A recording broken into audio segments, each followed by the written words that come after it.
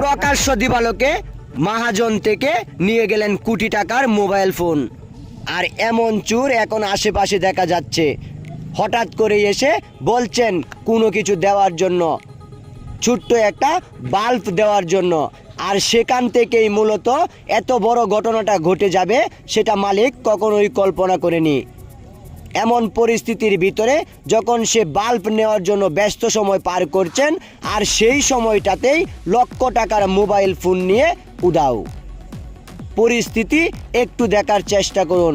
সময়ের সাথে সাথে মানুষ এখন কতটা আপডেট। ডিজিটাল বাংলাদেশেও চোর এখন ডিজিটাল হয়ে যাচ্ছে। তাদের চুরি করার ধরন দেখলে আপনার চোখও কপালে উঠে যেতে পারে। মুহূর্তের মধ্যেই কোটি টাকার সম্পত্তিও এরা ব্যাগের ভিতর করে নিয়ে চলে যেতে পারে। আর এমনভাবেই সামান্য দোকানে লক্ষ